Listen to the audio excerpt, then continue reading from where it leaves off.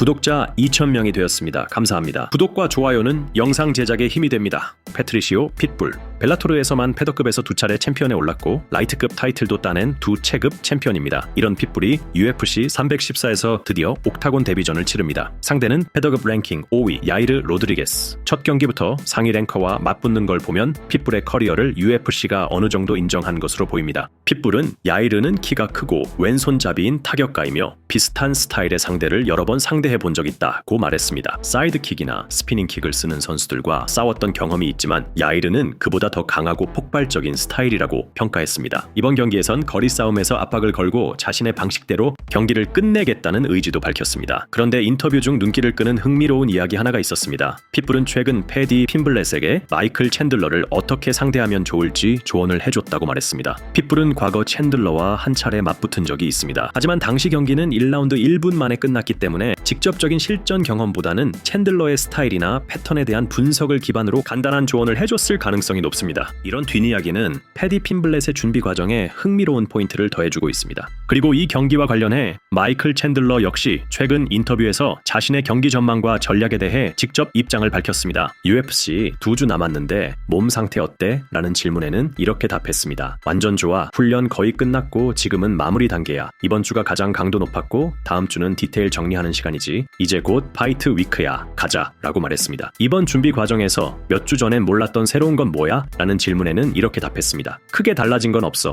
패디에 대한 존중은 분명해. 하지만 그는 나 같은 파이터를 상대한 적 없어. 난 라이트급 전설들과 싸워왔고 이건 나에겐 증명의 기회, 그에겐 도전의 기회야 라고 말했습니다. 그렇다면 이번 승리가 네 브랜드 이미지에 어떤 영향을 줄까? 라는 질문에는 이렇게 답했습니다. UFC에 처음 들어올 때부터 강자들과 싸우겠다고 말했어. 실제로 그렇게 해왔고 이번 경기 또한 그 연장선이야. 패디는 랭킹 바뀌지만 그를 이기면 여전히 내가 탑 파이터란 걸 입증하는 셈이지 라고 말했습니다. 타이틀 경쟁 상황에서 이슬람의 다음 상대는 누가 돼야 된다고 생각해? 라는 질문에는 이렇게 답했습니다. 정말 모르겠어. 게이치도 있고 올리베이라, 아르만도 있고 혼란스러운 상황이야. 사실 나도 찰스 이겼다면 타이틀 경쟁자였지. 어쨌든 이건 UFC에서도 정리하기 어려운 상황이야 라고 말했습니다. 게이치랑 포이리의 3차전 열리면 누가 이긴다고 봐? 라는 질문에는 이렇게 답했습니다.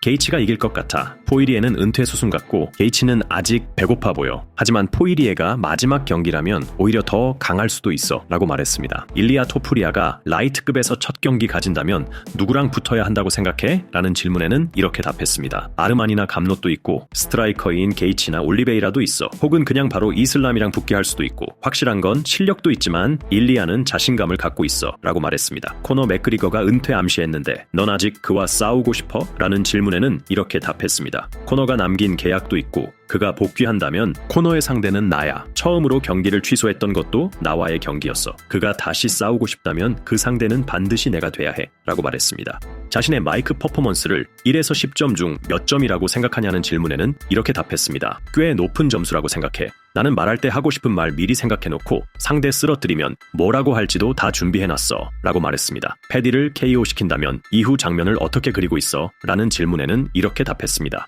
1라운드 KO 후 빡센 인터뷰하고 성조기 두르고 트럼프가 케이지 옆에 있고 모두가 일어나는 그림이야. 매번 내가 경기할 땐 사람들이 일어나지 라고 말했습니다. 찰스 올리베이라에게 2번 슬램한 장면 그때 기분은 어땠어? 라는 질문에는 이렇게 답했습니다. 그냥 하고 싶었어. 점수 밀렸지만 다시 일어나는 의미로 슬램했지. 헌터 캠벨이 눈으로 또 하겠네? 했고 난 또 했어. 그 순간은 단순한 기술이 아니라 포기하지 말라는 메시지였어 라고 말했습니다. 한편 매체와의 인터뷰에서 패디는 챈들러와의 경기에 대해 이렇게 이야기했습니다. 먼저 챈들러에 대해서 이렇게 평가했습니다. 이런 질문이 있었습니다. 챈들러 지금 어떻게 봐? 최근에 지고 있잖아 라고 질문했고 패디는 이렇게 답했습니다. 아직도 좋은 파이터라고 생각해. 절대 깎아내릴 생각은 없어. 다만 이 스포츠는 젊은 사람들의 게임이잖아. 나이가 들면 점점 힘들어져. 특히 가벼운 체급에서는 스피드가 중요한데 그걸 잃으면 경기력에 큰 영향이 가. 그래서 챈들러도 나이 영향이 있는 것 같아 라고 말했습니다. UFC가 챈들러랑 붙게 한 건 너한테 진짜 기회 주는 거 아니냐는 질문에는 이렇게 답했습니다. 그 이름 듣자마자 하자 그랬지. 나는 절대 싸움 피하는 스타일 아냐. 탑 7 안에 있는 파이터고 UFC 타이틀 도전도 했던 선수잖아.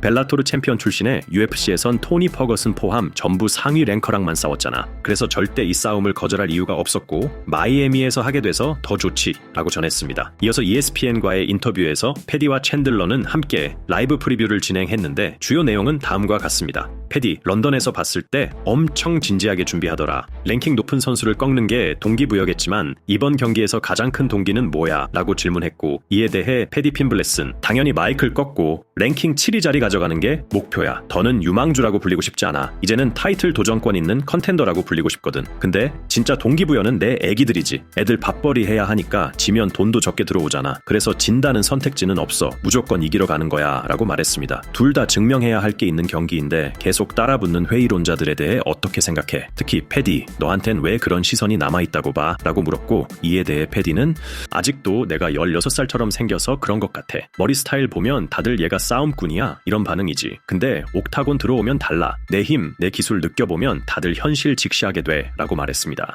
이어서 인터뷰어는 챈들러에게도 질문했습니다. 마이클, 너도 여전히 증명해야 하는 입장이잖아. 왜 아직까지도 그런 시선을 받는다고 생각해? 라고 질문했고, 이에 대해 마이클은 이게 격투기야. 결국 실력, 승패가 중요한 거지. 나는 지금까지 UFC 라이트급 레전드들하고만 싸워왔어. 내 스케줄을 보면 그게 증명돼.